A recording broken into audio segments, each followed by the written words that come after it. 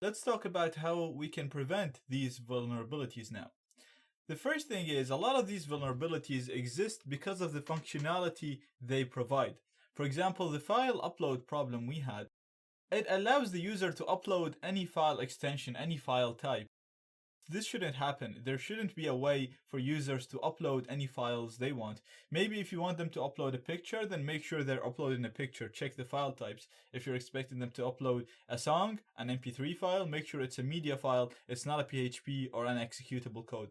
Usually, you should never allow users to upload any executables. Filters can be used to check the extension and make sure that the file is being uploaded that is a JPEG or whatever, but that's not a good way. The best way is to check the file type and make sure the file type is a picture or is a media file instead of checking the extension, because that can be bypassed as well. The second type of vulnerabilities that we looked at was the code execution vulnerabilities. In these exploits, we were able to run any code we wanted on the target computer.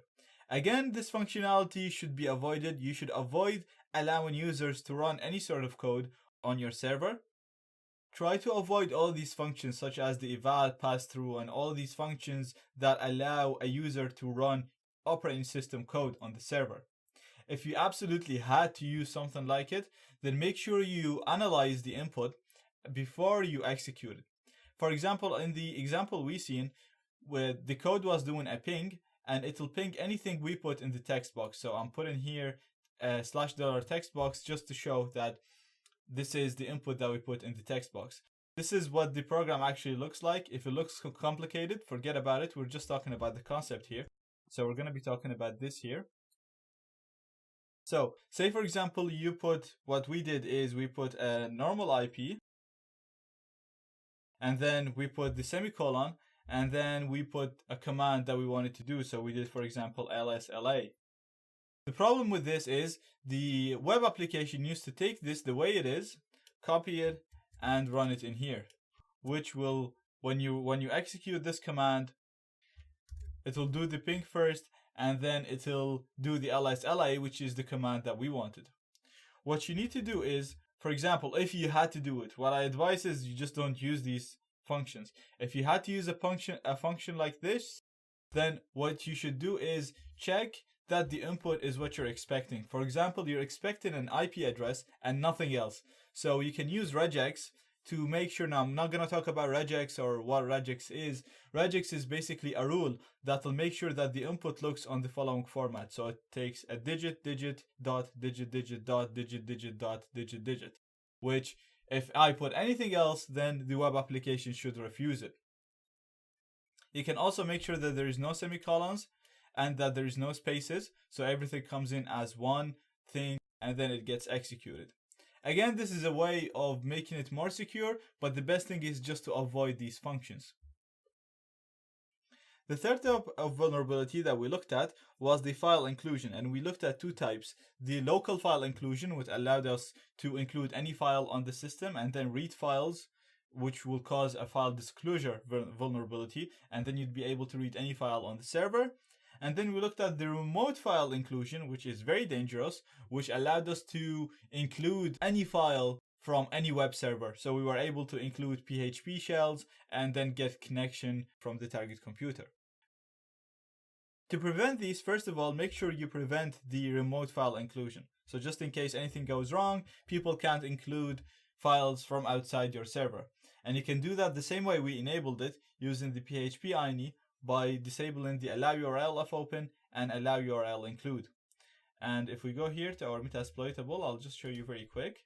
So if we do sudo nano, which is the text editor, etc php cgi php.ini, the same file that we used. This is the file for the PHP settings. If you open that file,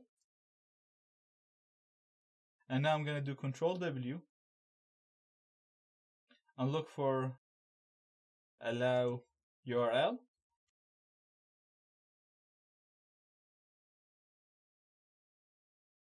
And you want to make sure that the allow URL of open is set to off, and allow URL include is set to off as well. Control X, Y, and enter, and that'll save it for you. The other way to prevent these exploits is to use static file inclusion. So instead of using dynamic file inclusion, which we've seen, you can hard code the files that you want to include in the code and not get them using get or post.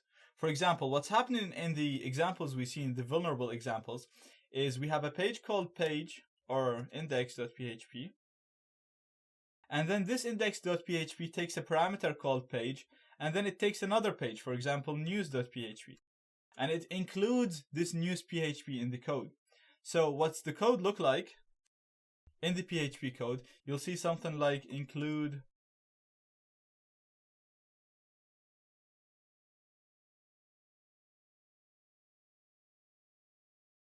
So what this will do basically, and that looks like this, I believe.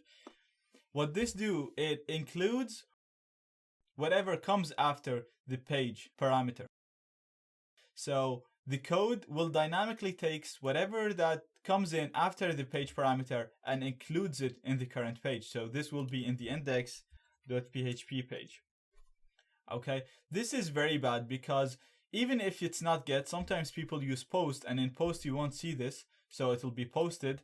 But you can use a proxy such as burp proxy, and this would look like that. And then you can modify it and get it to include anything you want, and then it's displayed on the page. What we really want to do is we want the user not to be able to manipulate with what's going to be included. So if you wanted to include a page called news.php, just include it inside this without giving the user the ability to change it. I know you're going to program your code to just have it looking like this, but the users, we've seen how users can play with this and just get it to include anything they want. So the best way to do it is just to get it to include page.php. So your code is not using any variables. It's hard coded. It might make your code longer, but it's much more secure.